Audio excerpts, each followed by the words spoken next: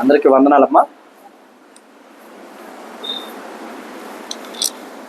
ఈ దినం మనము యేసు ప్రభు వారు సిలువలో పలికినటువంటి ఎన్నో మాటని గురించి ధ్యానం చేసుకోవాలమ్మా. 6వ మాట చూడమ్మా. యోహాను సువార్త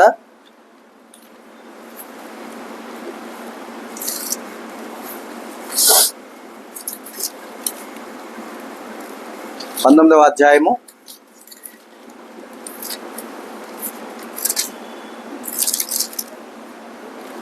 30వ వచనం చూడండి. యేసు ఆ చిరక పుచ్చుకొని సమాప్తమైనదని చెప్పి యేసు ఆ చిరక పుచ్చుకొని సమాప్తమైనదని చెప్పి, చిరక పుచ్చుకున్న తరువాత యేసు ప్రభు వారు ఏం చెప్పారమ్మా? సమాప్తమైనది. దానికి ముందు వచనంలో మనం గనక గమనిస్తే 28వ వచనంలో గమనిస్తే గనక ఏమని వ్రాయబడింది? అటు తర్వాత సమస్తమును అప్పటికి సమాప్తమైనదని యేసు ఎరిగి. అంటే అప్పటి వరకు ఉన్నవన్నీ కూడా సమాప్తమైనదని ఆయన తెలుసుకుని ఉన్నాడు, గ్రహించి ఉన్నాడు. కానీ సమాప్తమైనది అని చెప్పలేదు. అవునా? ఎందుకని? ఒక 2 నిమిషాలు వెయిట్ చేశారు. ఈ 2 నిమిషాల్లో జరిగినది ఏంటి? మొదటగా లేఖనం నెరవేరినట్లుగా దప్పికొనుచున్నాను అన్నారు. తరువాత చిరక పుచ్చుకోవడం మనం చూసాం. అవునా? ఏ రీతిగా జరిగింది? ఇక్కడ 29వ వచనం చదువుతా చూడమ్మా. చిరకతో నిండి ఉన్న ఒక పాత్ర అక్కడ పెట్టబడి ఉండెను కనుక వారు ఒక స్పంజీ చిరకతో నింపి హిస్సోపు పుడక్కు తగిలించి ఆయన నోటికి అందించిరి. యేసు ఆ చిరక పుచ్చుకొని సమాప్తమైనదని చెప్పి, అంటే సమాప్తమైనది ఎప్పుడు చెప్పారు ఈ మాట? చిరక పుచ్చుకున్న తరువాత చెప్పారు. ఓకేనా? ఈ చిరక పుచ్చుకోవడానికి ఎందుకు వెయిట్ చేశారు యేసు ప్రభు వారు? అంటే సహజంగా యేసు ప్రభు వారు ఆ చిరకను అంతకు ముందే సైనికులు అందిస్తే తీసుకోవాలా? అర్థమైందా? ద్రాక్ష రసంతో నిండి ఉన్నటువంటి ఆ చిరకను ఎప్పుడు ఆయనకు సిలువ వేయక ముందు ఆయనకు అందించారు. త్రాగనిస్తే ఆయన త్రాగలేదు. వారు ఎందుకు ఎందుకు ఇవ్వబోయారంటే అది పుచ్చుకుంటే మత్తుడై ఉంటాడు కాబట్టి నొప్పి తెలియకుండా ఉంటుందని. వారు అందు నిమిత్తమై యేసు ప్రభు వారికి త్రాగటానికి ఇస్తే ఆయన తీసుకోలేదు. అయితే ఇప్పుడు ఎందుకు తీసుకున్నారు? ఇప్పుడు యేసు ప్రభు వారు సిలువలో పలికినటువంటి అన్ని మాటలు కూడా ఆయన యొక్క భక్తులు పడ్డటువంటి వేదనను, భక్తులకు ఇచ్చినటువంటి వరములుగాను, భక్తులకు ఇచ్చినటువంటి బాధ్యతగాను, భక్తుల యొక్క నిమిత్తమైనటువంటి విధానముగాను మనం చూసి ఉన్నాం. అయితే ఈ యొక్క విధానంలో యేసు ప్రభు వారు చిరక పుచ్చుకున్న విధమును మనం గమనిద్దాము ఈ రోజున. ఓకేనా? ఎందుకు ఆయన చిరక విషయమై ఆగవలసి వచ్చింది, చిరక పుచ్చుకున్న తరువాతనే ఎందుకు సమాప్తమైనదని చెప్పాడు అనేటటువంటి విషయాలన్నీ కూడా మనం కొన్ని తెలుసుకుందాం. మరి అలాగే చూడండి, మత్తయి సువార్త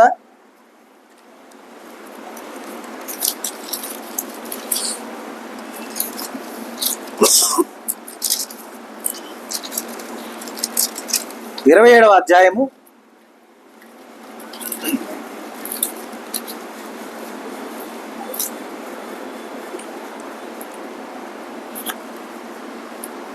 27వ అధ్యాయము 48వ వచనం చూడమ్మా. వెంటనే వారిలో ఒకడు పరిగెత్తుకొని పోయి స్పంజీ తీసుకొని చిరకలో ముంచి రెల్లును తగిలించి ఆయనకు త్రాగనిచ్చును. ఇక్కడ మనం ఇందాక చూసి ఉన్నాం. అంటే ఆ సందర్భాన్ని ఈ సందర్భాన్ని మనం చూద్దాం. ఎందుకంటే ఇక్కడ శిష్యులు రాసినటువంటి ఈ యొక్క సువార్తల్లో ఒక్కొక్క శిష్యుడు ఒక్కొక్క ప్రాంతంలో నిలబడి ఉన్నారు. అర్థమైందా? దగ్గరగా ఉన్నటువంటి యోహాను గారు ఏం చెప్పారు? ఒక చిరకను అంటే ఆ చిరకను దేనికి తగిలించారు, ఎలా ముంచారు, ఎలా అందించారు ఆయన చెప్పి ఆ తర్వాత యేసు ప్రభు వారు ఏమన్నారో వివరించారు. అవునా? అయితే ఇక్కడ మత్తయ్య గారు ఏమని చెప్తున్నారో చూడండి. దానికి ముందు వచ్చిన మనం 47 కనుక గమనిస్తే అక్కడ నిలిచి ఉన్న వారిలో కొందరు ఆ మాట విని ఏ మాట విన్నారు? యేసు ప్రభు వారు బిగ్గరగా కేక వేయటం. ఏమని? నా దేవా నా దేవా నన్ను ఎందుకు చేయి విడిచితివి అనే మాటను యేసు ప్రభు వారు పలికి ఉండగా అక్కడ నిలుచున్న వారిలో కొందరు ఆ మాట విని ఇతడు ఏలియాని పిలుచున్నాడు అనేది. ఓకేనా, ఏలియాని పిలుస్తున్నాడని కొందరు అన్నారు. వెంటనే వారిలో ఒకడు పరిగెత్తుకుపోయి చిరకను అందించాడు. అంటే ఇక్కడ ఈ యొక్క పదం, అంటే ఈ యొక్క మాట యేసు ప్రభు వారు మాట్లాడాక తర్వాత మాట ఏం మాట్లాడారమ్మా? నా దేవా నన్ను ఎందుకు చెయ్యి విడిచావు అన్న తర్వాత యేసు ప్రభు వారు పలికిన మాట ఏంటి? ఇంకోటి,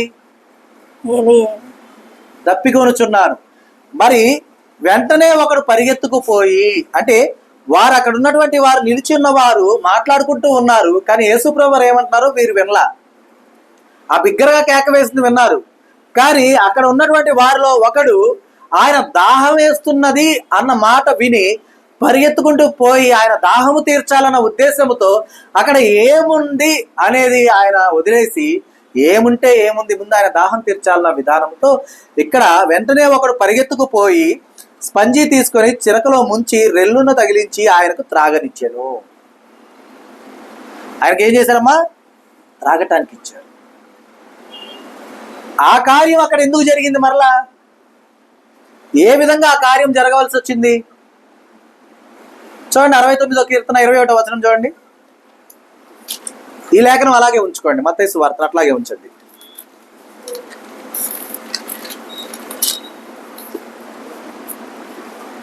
వారు చేదును నాకు ఆహారముగా పెట్టిరి, నాకు దప్పి అయినప్పుడు చిరకను త్రాగనిచ్చిరి.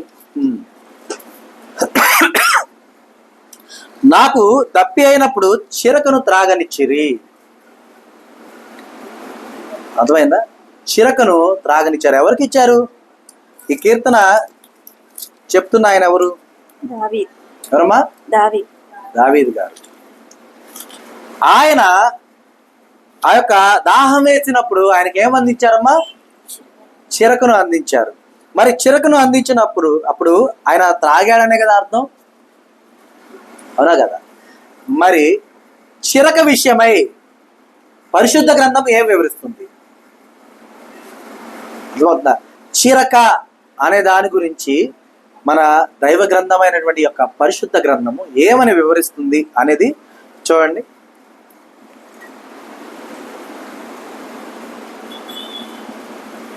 ఎఫ్ఎస్సి పత్రిక చూడండి అమ్మా.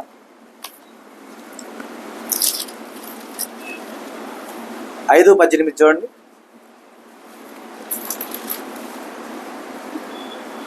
మరియు మద్యముతో మత్తులై ఉండకుడి, దానిలో దుర్వ్యాపారం కలదు, అయితే ఆత్మ పూర్ణులై ఉండుడి. మరియు మద్యముతో మత్తులై ఉండకుడి. ఎందుకని? దానిలో ఏముంది? దుర్వ్యాపారం ఉంది. అర్థమైందా? కాబట్టి ఆత్మపూర్లై ఉండుడి.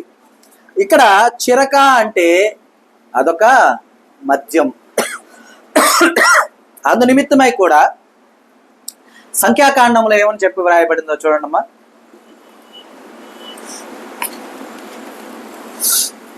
సంఖ్యాకాండ గ్రంథము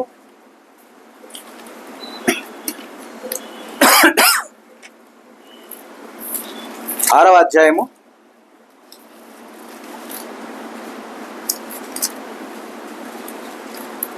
3వ వచనం చూడండి. ద్రాక్షారసపు చిరకనైనను మద్యపు చిరకనైనను త్రాగవలదు, ఏ ద్రాక్షారసమునైనను త్రాగవలదు, పచ్చివి గాని ఎండినవి గాని ద్రాక్ష పండ్లను తినవలదు. చూడండి, ద్రాక్షారసపు చిరకనైనను మద్యపు చిరకనైనను త్రాగవలదు, ఏ ద్రాక్షారసమునైనను త్రాగవలదు, పచ్చివి గాని ఎండినవి గాని ద్రాక్ష పండ్లను తినవలదు. పచ్చివి కానీ ఎండినవి కానీ ద్రాక్ష పళ్ళు తిన్న వాళ్ళు ఎంతమంది ఉన్నారు ఇక్కడ? మరి ఇప్పుడు తినవలదు అన్నారు కదా, తినొద్దు అన్నప్పుడు అది ఆజ్ఞ కదా. మరి ఇప్పుడు మనం అంతా ఆజ్ఞ అతిక్రమించిన వారమా కదా? ఆజ్ఞ అతిక్రమించామా లేదా? ఆజ్ఞ అతిక్రమించాము, మనం పాపం చేసిన వారమే. ఎందుకంటే ద్రాక్ష పళ్ళు తిన్నాం, కన్ఫామ్గా మనం పాపులమే అనేవాళ్ళు ఎంతమంది చేతులు ఎత్తండి. తిన్న ప్రతి ఒక్కళ్ళు ఎత్తాల్సిందే. ఎండుదైనా అంటే ఇప్పుడు మనకి అదే దాని పేరు ఏంటిది? కిస్మిస్, అదే కదా. అంటే పై వచనం చదువుతా చూడండి. పురుషుడే గాని స్త్రీయే గాని యెహోవాకు నాజీరొకటకు ఎవరైనను మొక్కుకొని తన్ను తాను ప్రత్యేకించుకొనిన ఎడల వాడు ద్రాక్షారస మద్యములను మానవలెను. ఎవరమ్మా? మనం కాదు. ఓకేనా? మనం కాదు. అంటే ఇందాక వాళ్ళ ద్వారంగానే మనం పాపాత్ములు అయిపోయాం కదా. ఎవరంటే ప్రత్యేకించబడ్డవారు. అర్థమైందా? అంటే ఎలా అంటే దేవుని కొరకు సమర్పించుకున్న వారు ఉంటారు. అర్థమవుతుందా? ఆ రీతిగా సమర్పించుకున్నటువంటి వారు ఎవరైతే ఉన్నారో వారు ఏర్పరచబడిన వారుగా ఉంటారు. కాబట్టి అలాగున ఉన్నటువంటి వారు ఎవరూ కూడా ద్రాక్ష పళ్ళనైనను, అంటే పచ్చివైనను ఎండువైనను తినకూడదు. ద్రాక్ష రసపు చిరకనైనను మద్యపు చిరకనైనను త్రాగకూడదు. అర్థమైందా? ఇప్పుడు మనం ప్రత్యేకించబడ్డ వారమా? అంటే నాజీరైన వారమా? కాదు, మనం విశ్వాసులు. ఓకే, అయితే విశ్వాసులైన వారు ద్రాక్షారసపు చిరకను తాగొచ్చా, మద్యపు చిరకను తాగొచ్చా అన్న దానికోసం ఎఫ్ఎస్సి పత్రికకి వెళ్ళాం మనం. ఆడేమని రాయబడింది ఎఫ్ఎస్సి పత్రికలో? మద్యముతో మత్తులై ఉండకుడి, దానిలో దుర్వ్యాపారము కలదు. అంటే మద్యముతో మత్తులు అవ్వద్దు. కానీ పరిశుద్ధ గ్రంథమందు మద్యముకు సంబంధించిన ఇంకొక మాట ఉంటుంది. ఏమన్నాడు తెలుసా? నీవు నీళ్లు తాగొద్దు, ఇంకా నీకు కలిగినటువంటి ఆ యొక్క వ్యాధి నిమిత్తము కొద్ది కొద్దిగా మద్యము పుచ్చుకో అని ఉంటుంది. అంటే ఏంది అక్కడ అర్థం? ఔషధంగా తీసుకో. ఉందంటారా లేదంటారా? ఇప్పుడు నేను చెప్పిన మాట ఉందా? చదివారా చదవలేదా? ఓకే, సరే, దాని గురించి తర్వాత మాట్లాడుకుందాం. సో ఇప్పుడు ఇక్కడ మనం ఏం చూసామమ్మా? మొదట ఏం చేసాం? దాహం అన్నటువంటి మాటను విన్నటువంటి ఒక అతను పరిగెత్తుకుంటూ పోయి యేసయ్యకి చిరకనిచ్చింది చూసాం, అవునా? అలాగే రెండవదిగా ఏం చూసాం? దావీదు గారు నాకు దాహం వేసినప్పుడు వీరు నాకు చిరకను త్రాగనిచ్చారు అనేది చూసాం. మూడవదిగా ఏం చూసాం? ద్రాక్ష రసపు చిరకను మద్యముకు మత్తులై ఉండటం వలదు అనేది చూసాం. నాలుగవదిగా ఏం చూసాం? ద్రాక్ష రసపు చిరకనైనను మద్యపు చిరకనైనను పచ్చివి కానీ ఎండినవి కానీ ద్రాక్ష పండ్లనైనను తినకూడదు అనేది చూసాం. అంటే మన గురించి కాదు, చెప్తూ ఉన్నా, అది తినకూడదు అనేది చూసాం. ఓకేనా? అలాగే ఆమోస్ గ్రంథం చూడండి. ముందు ఇవన్నీ మాట్లాడుకున్నాక మనము ఇక స్టార్ట్ చేసుకుందాం మన సెషన్. ఆమోస్ గ్రంథము 2వ అధ్యాయము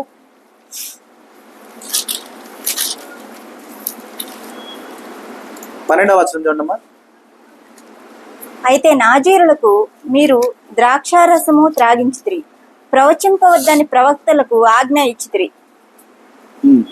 అయితే నాజీరులకు మీరు ద్రాక్షారసము త్రాగించితిరి, ప్రవచించవద్దని ప్రవక్తలకు ఆజ్ఞ ఇచ్చితిరి. అర్థమైందా? నేను 10 నుండి చదువుతా చూడండి. మరియు ఐగుప్తు దేశంలో నుండి మిమ్మల్ని రప్పించి అమోరీయుల దేశమును మీకు స్వాధీనపరచవలనని 40 సంవత్సరములు అరణ్యమందు మిమ్మును నడిపించి తిని కదా. మరియు మీ కుమారులలో కొందరిని ప్రవక్తలుగాను మీ యవనులలో కొందరిని నాకు నాజీరులుగాను నియమించి తిని. ఇజ్రాయేలులారా, ఈ మాటలు నిజమైనవి కావా? ఇదే యెహోవా వాక్కు. అయితే నాజీరులకు మీరు ద్రాక్షారసము త్రాగించితిరి. దేవుని కొరకు ప్రత్యేకించుకున్న వారు ఎక్కడ చదివాం మనం? సంఖ్యాకాండంలో చదివాం. నాజీరులు అవ్వాలనుకున్నటువంటి వారు ఎవరైనా సరే చిరక పుచ్చుకోకూడదు. కానీ ఇక్కడ వీరు ఏం చేశారమ్మా? వారితో ఏం చేశారు? ద్రాక్షారసమును త్రాగించితిరి. అక్కడ ఏం చెప్పారు? ద్రాక్షారసపు చిరకనైనను మద్యపు చిరకనైనను త్రాగవలదు అన్నారు. కానీ ఇక్కడ ఏం చేశారు? వీరు త్రాగించారు. అర్థమైందా? సరే, లేటెస్ట్గా ఇక చివరిగా, అంటే సమాప్తమైందని వేసే అన్నారు కదా, చివరిగా ఈ మధ్య మొన్న 24వ తేదీ మాస్టర్ గారు ప్రవీణ్ గారు చనిపోయారు. మనందరికీ తెలిసిన విషయం. అది హత్యో లేకపోతే యాక్సిడెంట్ ఏదైనా పక్కన పెడతాం, మనకు తెలియనంత వరకు మనం దాని గురించి జడ్జ్ చేయకూడదు. అయితే ఆయన మరణమును సంతోషంగా ఒక ఆమె సెలబ్రేట్ చేసుకుంటూ ఒక పాట యూట్యూబ్లో పెట్టింది. ఓకేనా, అది ఏదైనా కానివ్వండి, ఆమె కొరకు కూడా సమాప్తమైనదని యేసయ్య చెప్పారు. ఇది ఎంతవరకు నమ్ముతారు? నేను నమ్ముతాను, ఆ మాట పరిశుద్ధ గ్రంథమందు ఉంది అని అన్నవాళ్ళ చేతులు ఎత్తండి. నేను రెఫరెన్స్ అడుగుతా, గుర్తుపెట్టి. అంటే ఆమె మన పాస్టర్ గారు, మన దైవ సేవకుడైనటువంటి ఆయన నిమిత్తము ఆయన మరణించి ఉండగా ఆయన మీద పాట పాడింది. ఆమె నిమిత్తము యేసు ప్రభు వారు సమాప్తమైనదని చెప్పారు. అంటే ఆమెను కూడా రక్షించాలని అర్థం. ఈ మాట పరిశుద్ధ గ్రంథమందు ఉంది అని అంటున్నా. ఉంది అనే వాళ్ళన్న చేతులు ఎత్తండి, లేదు అనే వాళ్ళ చేతులు ఎత్తండి. నిన్న జరిగింది, 24వ తేదీ జరిగింది. మరి తెలియదు అనే వాళ్ళన్న చేతులు ఎత్తండి. సరే, సామెతల గ్రంథం చూడండి.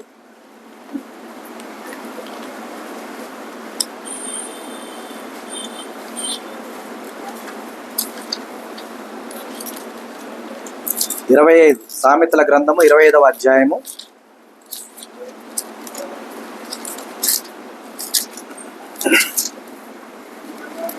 20వ వచనం చూడండి. దుఃఖ చిత్తునికి పాటలు వినిపించువాడు చలిదినమున పైబట్ట తీసివేయని వానితోనూ సూర్యకారం మీద చిరకపోయి వానితోనూ సమానుడు.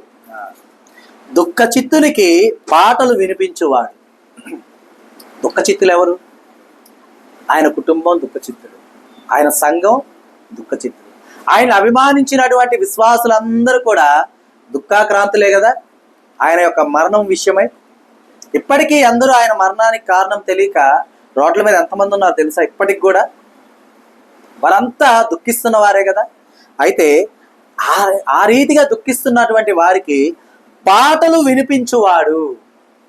అంటే పాటలు అంటే ఇక్కడ దేవుని స్తుతించే పాటలు అని కాదు ఇక్కడ అర్థం. హేళనగా, ఇంకా బాధించే విధంగా, అర్థమైందా? అలాగున పాటలు పాడి వినిపించేటటువంటి వారు ఎలాంటి వారో తెలుసా? చలి దినమున పైబట్ట తీసివేసిన వారు. అంటే బాగా చలిగా ఉందని బయట ఎవరన్నా ఉంటే పైబట్ట తీసివేస్తే వాళ్ళకి మనం మేలు చేసినట్ట, కీడు చేసినట్ట. అలాగే సురేకారము మీద చిరకపోయి వానితోనూ సమానుడు. చిరక అనేది నిషేధించబడింది, చిరకను తీసుకోవద్దు అన్నాడు. సురేకారం మీద, సురేకారం అంటే ఏంది? ఎంతకి అమ్మా ఏంది తెలీదా? సురేకారము అంటే ఒక విధంగా మన తెలుగు అర్థం చూస్తేమో సాల్ట్, ఓకేనా. కానీ ఇంగ్లీష్లో కనుక మనం దీన్ని చూస్తే, నేను చదువుతా చూడండి. ఇది ఎలాగా వ్రాయబడిందంటే, is like one who takes off a garment on a cold day and like vinegar on soda. ఓకేనా. సో అంటే దుఃఖంతో ఉన్నటువంటి వారికి ఇంకొక దాంట్లో ఏముందంటే యాసిడ్ అని ఉంది. వూండ్స్ మీద యాసిడ్ పోయటం అని. అర్థమైందా? అంటే ఇక్కడ చిరకను దేవుడు నిషేధించి ఉండగా దుఃఖాక్రాంతులైనటువంటి వారి యొద్ద అవహేళనతో వారిని అంటే ఇంకా బాధించేలాగా పాటలు పాడటం అనేది ఏ రీతిగా దేవుడు ఇచ్చి ఉన్నాడమ్మా? ఇక్కడ చిరక ఇచ్చిన వారితో ఎంచి ఉన్నాడు.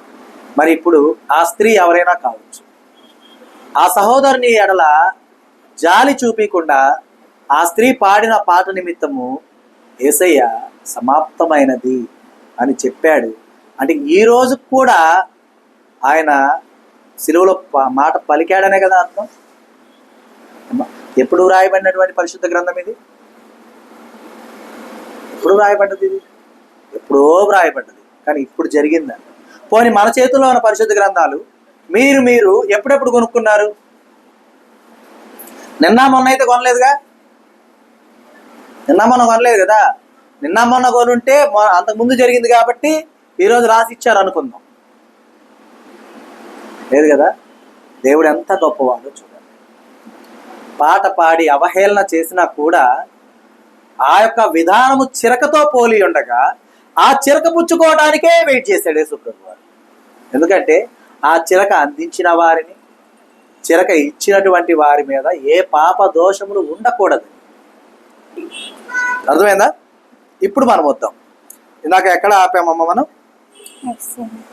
కీర్తన చూడండి, 69వ కీర్తన 21వ వచనం చూడండి.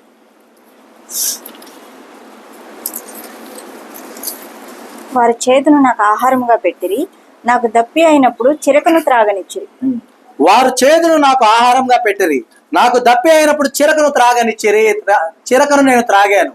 మరి చిరకను త్రాగిన నేను పాపము కలిగిన వాడినే కదా, ఆజ్ఞ అతిక్రమించిన వాడినే కదా.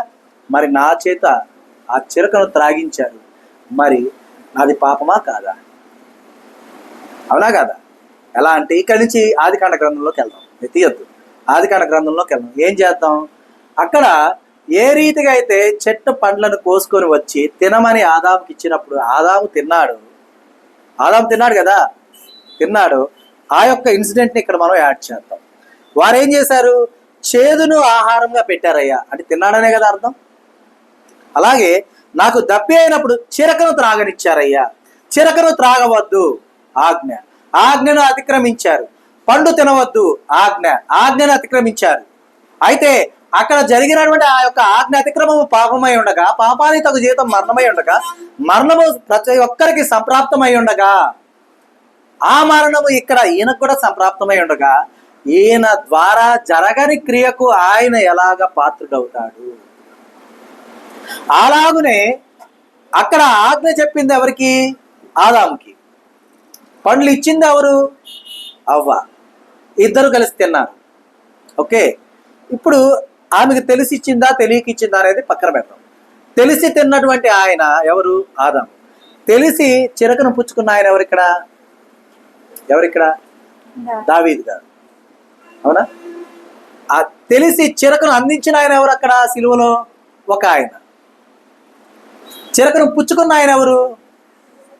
సిలువలో యేసు ప్రభు వారు. అంటే ఇక్కడ అందించుచున్నటువంటి వారి వలన కలిగిన సమస్త కలుషము పరిహరించుటకై వారు అందించారు మాత్రమే, నేనే స్వీకరించాను. అందుకే ఆయన కలుషహర అయ్యారు. మనం పాడుకుంటున్నాం పాట.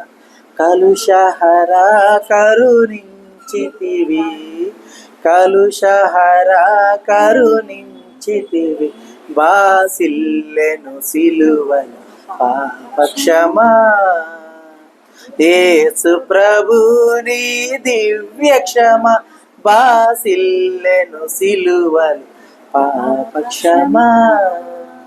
మరి దోషము చేసింది మనం, అందించింది మనం. కానీ అందించినటువంటి విధానములో ఆయన పుచ్చుకోకూడదు అనుకుంటే తీసుకోకుండా ఉండాల్సినటువంటి అవకాశం ఉంది ఆయన. ఎందుకంటే ముందే చిరకనిచ్చారు ఆయనకు, కానీ ఆయన తీసుకున్నాడా? తీసుకోవాలా? అది ఎక్కడుంది? ఆ లేఖనం ఎక్కడుంది?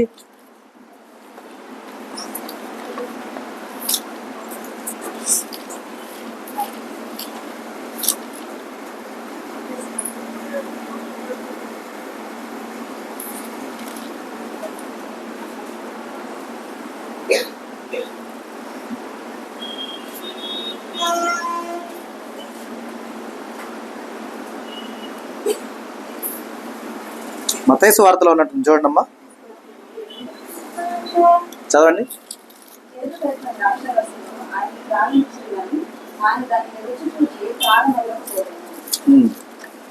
ఒక్క నిమిషం.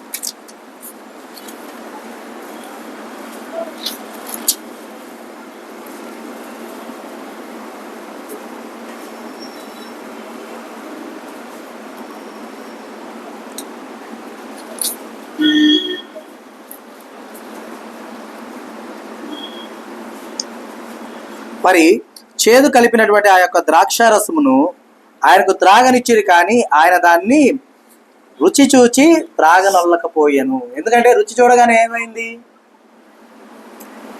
ఏమని తెలిసింది. తెలిసి దాన్ని ఆయన ఏం చేశాడు? త్రాగల. కానీ అదే కదా ఆయన దగ్గర పెట్టారు తీసుకొచ్చి, అవునా కదా? కానీ ఒక అతడు పరిగెత్తుకుంటూ వెళ్ళినప్పుడు, చదవండి, ఆ లేఖనం చదవండి అమ్మా, ఇందాక చూసా కదా మనం. వెంటనే వారిలో ఒకడు పరిగెత్తుకొని పోయి స్పంజి తీసుకొని చిరకలో ముంచి రెల్లును తగిలించి ఆయనకు త్రాగనిచ్చింది. తక్కిన వారు ఊరుకుండి ఏలియా అతను రక్షింపవచ్చునేమో చూతుమనరి. చాలమ్మా. ఇక్కడ మరి అక్కడ పెట్టినటువంటి ఆ చిరకను ఆయన రుచి చూసి వద్దన్నాడు. త్రాగలేదు. కానీ ఆయన నా దేవా నన్ను ఎందుకు చెయ్యి విడిచితివి అని వేడుకున్నాక వెంటనే ఒకడు పరిగెత్తుకుంటూ వెళ్ళి ఆ చిరకను ఆయనకు త్రాగనిచ్చాడు. ఆయన ఏం చేశాడు? ఆ చిరకను పుచ్చుకొని సమాప్తమైనదని చెప్పాడు. అర్థమైందా? అక్కడ సమాప్తమైనది ఏంది అంటే, ఇక్కడ భక్తుడైనటువంటి దావీదు గారు దాహము కలిగి ఉన్నప్పుడు ఆయనకు ఏ రీతిగా అయితే చిరకను త్రాగనిచ్చారో, ఆయన పుచ్చుకున్న చిరకు సాదృశ్యంగా ఇక్కడ యేసు ప్రభు వారు పుచ్చుకున్నారు. ఆదాము దగ్గర ఎలా అయితే ఆజ్ఞ అతిక్రమం జరిగిందో ఆ రీతిగా ఆ యొక్క కలుషాన్ని హరించుటకు ఇక్కడ స్వీకరించాడు. ఆయన ఇచ్చినటువంటి ఆయనకు కూడా ఏ దోషము రాకుండా ఉండటానికి ఆయన దాన్ని స్వీకరించాడు. అలాగే ఆ చిరక పుచ్చుకోవటం అనేది ఆజ్ఞ అతిక్రమమై ఉండగా ఎవరు కూడా, ఇప్పుడు నాజీర్ అయినటువంటి వారు ఎవరు కూడా చిరకను పుచ్చుకోకూడదు, ద్రాక్ష పండ్లను తినకూడదు. అవునా? మరి అలాగున ఉన్నటువంటి ఆజ్ఞను మీరినటువంటి వారు ఆమోస్ గ్రంథంలో మనం చూసాం. ఏం చేశారు? మద్యపు చిరకను, అదే ద్రాక్షరసపు చిరకను వారితో తాగించారు. మీరు వాళ్ళని ప్రవచించవద్దని చెప్పి మీరు ఆజ్ఞ ఇచ్చారు. అవునా? అంటే అక్కడ కూడా నరులు ఏం చేశారు? దోషం చేస్తున్నారు. మరి ఈ సమస్త దోషములు కలిగి ఉన్నటువంటి యొక్క మానవాళ్ళని రక్షించుకున్నట్టుకై యేసు ప్రభు వారు కొద్దిసేపు ఆగి ఉన్నారు. ఎందుకంటే అప్పటికి సమస్తము సమాప్తమైనదని యేసు ఎరిగి లేఖనము నెరవేరినట్లు నేను దప్పికొనుచున్నాను అన్నారు ఆయన. కానీ దానికన్నా ముందు సమాప్తమైందని చెప్పేయచ్చు కదా. అర్థమైందా? నేను దప్పికొనుచున్నాను అన్నారు. ఆ దప్పికొనుచున్నాను అన్న మాట ఇరువురు విన్నారు. ఎవరా ఇద్దరు? ఒకరేమో ఎవరు? మాటను వ్రాసిన ఆయన. ఎవరు రాసింది? యోహాను గారు రాశారు. దప్పికొనుచున్నానని ఆయన అన్నారని యోహాను గారు రాశారు. ఈ రెండో అతను ఎవరు? విన్నటువంటి అతను ఎవరమ్మా? చిరకను వెంటనే పరిగెత్తుకుంటూ వెళ్ళి ఎవరైతే చిరక అందించారో వారు. ఈ ఇరువురు మాత్రమే ఆ మాట విన్నారు. అర్థమైందా? మరి విన్నటువంటి ఆయన ఏమో రాశారు, ఇంకో విన్నటువంటి ఆయనేమో చిరకను అందించారు. అలాగునే దుఃఖాక్రాంతులైనటువంటి వారి దగ్గర అవహేళనతో పాటలు పాడి వారిని ఇంకా బాధకు గురి చేసేటటువంటి వారు చిరకను పోసిన వారితో సమానమై ఉండగా, అప్పుడు వారు ఎవరైతే చిరకను పోసారో వారికి ఏ శిక్ష పడాలి? ఆ రోజున అవ్వకు ఏ శిక్ష పడిందో ఈ శిక్ష వీరికి పడాలి. పడాలా లేదా? మరి ఏ రీతిగా అయితే ఆదాముకు ఆ శిక్ష జోడించబడిందో ఆ రీతిగానే ఆ శిక్షను జోడించబడాలి. ఏ రీతిగా అయితే ఏదేను వనం నుండి వారిద్దరిని గెంటివేయబడ్డారో ఆ రీతిగానే గెంటివేయబడాలి. అలాగున గెంటివేయబడ్డ వారు నిత్యరాజ్యంలోకి ప్రవేశానికి అర్హులు అవుతారా? అర్హులు కారు. మరి అలాగున అర్హులు కాకపోతే యేసయ్య వచ్చింది ఎందు నిమిత్తము? నేను నీతిమంతుల కొరకు రాలేదు, నశించుచున్న వారిని వెతికి రక్షించుకొనుటకే నేను వచ్చాను. మరి అలాగున ఉన్నటువంటి వారు ఆజ్ఞ అతిక్రమించిన వారు, ఆ యొక్క ఆజ్ఞ అతిక్రమించినటువంటి వారు పాపము చేసిన వారుగా ఉండగా, మరణమును పొందుకొని ఉండగా, నిత్యరాజ్య వారసత్వాన్ని పోగొట్టుకొని ఉండగా వారిని తిరిగి రక్షించుకున్నట్టుకు యేసయ్య వచ్చినప్పుడు నిన్న మొన్న జరిగినటువంటి ఆ యొక్క అవహేళనమైనటువంటి ఆ యొక్క భావానికి కూడా, ఆ యొక్క విధానానికి కూడా క్షమాభిక్ష పెట్టడమే యేసు ప్రభు వారి యొక్క గొప్పతనం. అర్థమైందా? పోయిన వారం మనం తప్పికొనుచున్నాను అని చెప్పుకున్నాం. మరలా సమాప్తమైందని చెప్పుకోవడానికి మన మధ్య ఎన్ని రోజులు పట్టిందమ్మా? గ్యాప్ వారం రోజులు, 7 రోజుల గ్యాప్. ఈ 7 రోజుల గ్యాప్లో ఎవరైతే చిరక పోసిన వారితో సమానులయ్యారో, అంటే చిరక పోసిన వారు అంటే ఎవరంటే ఎలాగా అర్థం అంటే, ఎవరైతే పండ్లను కోసుకొచ్చి ఆదాముకి ఇచ్చారో, ఎవరిచ్చారు? అవ్వ. మరి అవ్వ కూడా ఆ యొక్క పాపములో పాలిపాకిస్తురాలైందా లేదా? అయింది కదా. అలాగున ఎవరైతే అందించిన వారుగా ఉన్నారో, ఎవరైతే ఇచ్చిన వారుగా ఈ రోజున మనం చెప్పుకుంటున్నామో, అందు నిమిత్తము కూడా ఆయన వెయిట్ చేసిన విధానం. యేసు ప్రభు వారి సిలువలో 7 మాటలు పలకటానికి ఆయనకేమి ఎంత టైం అవసరంలా. ఒక్కొక్క మాటని సెకండ్లో 7 సెకండ్లో మొత్తం చెప్పేయగలరు. 7 సెకండ్లో మొత్తం చెప్పేస్తే మారు మనసు అనుభవం ఎక్కడ కలుగుద్ది? మార్పు ఎక్కడ వస్తుంది? బాధ్యత ఎలా వస్తుంది? అవసరత ఎలా కనపడుద్ది? వేదన ఎలా కనపడుద్ది? చివరి వారి యొక్క ఆ యొక్క కలుషాన్ని కూడా ఎలా తీసివేయడం జరుగుద్ది? జరుగుద్దా? జరగదు. కాబట్టి యేసు ప్రభు వారు ఆ యొక్క విధానంలో మనమే, ఎవరో కాదు, మనమే చేసినటువంటి విధానం అర్థమవుతుందా? మరి ఆ మద్యాన్ని పుచ్చుకున్న విధానంతోనో, ఆ చిరకను అందించిన విధానంతోనో నరునికి అంటవలసినటువంటి ఆ పాపమును, ఆయన ఆ కలుషమును తీసివేయుటకు వెయిట్ చేసిన విధం. ఎందుకంటే చిరకను అందించారు, రుచి చూసి వద్దన్నాడు. అవునా? రుచి చూసి వద్దన్నాడు, వారు ఇంకా బలవంతం చేయాల పక్కన పెట్టేశారు. మరి మనలో అలాంటి వారం ఎంతమంది ఉన్నాం? ఉండుంటామా లేదా? అందించేవారుగా, చిరకపోసే అంటే ఏం లేదమ్మా, మనస్ఫూర్తిగా మీ అంతరాత్మని పరిశీలించుకుని ఒక్కసారి, నాకు తెలిసిన వారో నన్ను బాధించిన వారో దుఃఖిస్తే నేను సంతోషించాను అనేవారు ఉన్నారా లేరా? మనలోనే, ఎవరి గురించో వద్దు, ఏదో ఒక సందర్భంలో వాళ్ళకి అలాగే జరగాలి, బాగా జరిగింది అనుకొని ఉంటామా లేదా? ఇప్పుడు దాకా అనుకొని ఉంటాం, కానీ ఇక ముందు ఎప్పుడు కూడా అలా అనుకోకండి. ఎందుకంటే అలా అనుకుంటే ఎవరితో సమానం అవుతాం మనం? సూర్యకారం మీద చిరకపోయి వారితో సమానం. నిషేధించబడిన దాన్ని స్వాస్థాలతో తీసుకొని పోస్తే ఇంకెంత పాపం, అవునా కదా? ఇప్పుడు దావీదు గారికి చిరకను త్రాగనిచ్చారు, ఆయన తప్పదు కాబట్టి త్రాగాడు. ఎందుకంటే అదే అధ్యాయంలో 3వ వచనంలో చూడండి, నేను మొరపెట్టుడు చేత అలసి ఉన్నాను, నా గొంతుక ఎండిపోయాను, నా దేవుని కొరకు కనిపెట్టుడు చేత నా కన్నులు క్షీణించిపోయాను. గొంతు ఎండిపోయింది ఆయనకు. గొంతు ఎండిపోవడం వల్ల ఏం కలుగుతామ్మా? దాహమేగా. ఏమా బాగా గమనించండి, అంతటి దాహములో కింద మనకి ఎక్కడైనా సరే నీరు దొరకని సమయంలో మురికి నీరున్నా సరే దాహం తీర్చుకుంటామో తెచ్చుకోమా? అటు ఇటు ఇలాగైనా సరే ముందు ఒక గుక్కి నీళ్లు తీసుకొని గొంతులో పోసుకుంటామా లేదా? పోసుకుంటాం. అర్థమైందా? కాబట్టి మనం గమనించాలి, మనము ఎదుటివాని బాధను చూసి మనము సంబరాలు చేసుకునే వారుగా ఉంటే కనుక మనము ఆ చిరకను పోసిన వారితో సమానం. చిరక పోసిన వారికి ఒక శిక్ష, చిరకను పుచ్చుకున్న వారికి ఒక శిక్ష ప్రత్యేకంగా ఏముండదు, ఇద్దరికి కలిపి ఒకే శిక్ష విధిస్తాడు. అయితే నీకు మారు మనసు అనుభవం కలిగి నీ యొక్క అంటే స్వయంకృతం కాకపోతే, నీకు స్వయంకృతం అంటే నీకు కావాలని చెయ్యకపోయిన దాని నిమిత్తం అయితే యేసు ప్రభు వారు ఆ కలుషాన్ని ఆయనే తీసుకుంటాడు. ఎందుకంటే నేను దప్పికొనుచున్నాను అన్న మాట విన్నటువంటి వారిలో ఒక అతను పరిగెత్తుకుంటూ పోయాడంటే అతని ఇంటెన్షన్ ఏంటి? ఆయనకు దాహం వేసింది, దాహం తీర్చాలి. ఆయన ఇంటెన్షన్ అదే. అది చిరకనా ఇంకోట అనేది తీసేయండి. ఎందుకంటే అక్కడ వారి యొక్క ఉద్దేశంలో చిరక, మద్యము అంటే ప్రశస్తమైనటువంటి ఒక పానీయం, ప్రశస్తమైన పానీయం. అక్కడ చిరక పెట్టి ఉన్నారు అంటే అది ఆజ్ఞ, అంటే పుచ్చుకోవద్దు అనేది ఆజ్ఞ అయినా కూడా ఆ యొక్క విందులో వాటిల్లో ఆ మద్యములు అంటే ద్రాక్షరసము లేనిదే ఆ యొక్క విందుకి అర్థం ఉండదు. ఉంటుందా? అర్థం ఉండదు. కాబట్టి అక్కడ ఉన్నటువంటి ఆయన ఇంటెన్షన్ కేవలం దాహం తీర్చడమే. ఆడ ఏముంది అనేది ఆయన చూశాడో చూడలేదో ఏదైనా పక్కన, కానీ ఒకరి దుఃఖానికి గనక మనం సంతోషపడి సంబరాలు చేసుకుంటే మాత్రం మనకు కావాలని చేసిన వారు. అర్థమైందా? అంటే దాహము తీర్చుటకు నీరు ఉన్నవి, చిరక ఉన్నది.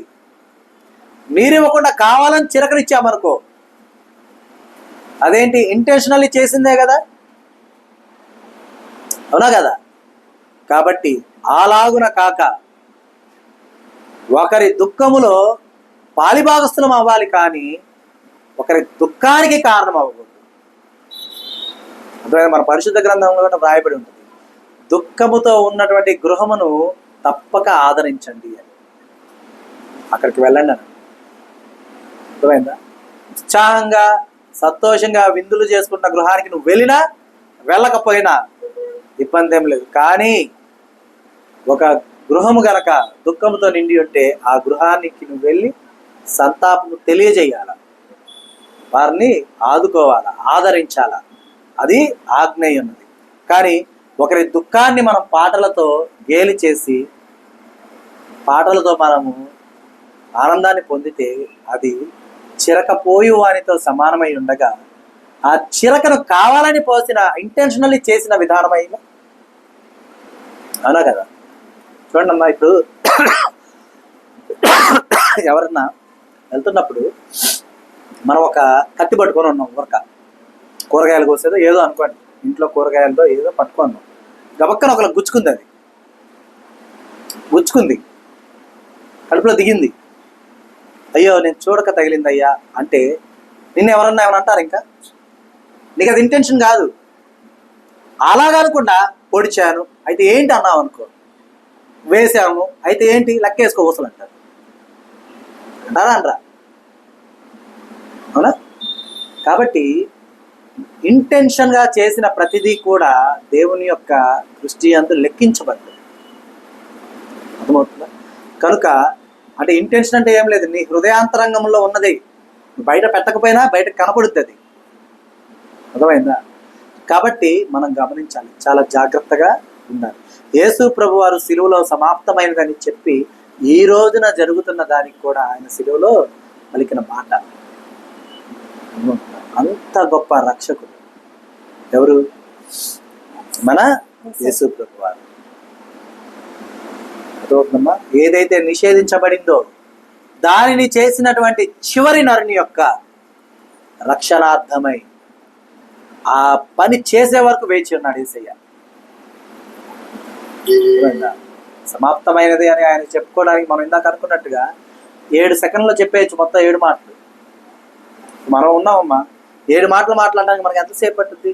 టైమర్ పెట్టుకొని మనం మాట్లాడామనుకో ఎంత టైంలో మాట్లాడగలుగుతాం? ఒకసారి టైం చూసుకుంటే మాట్లాడదాం. చూడండి.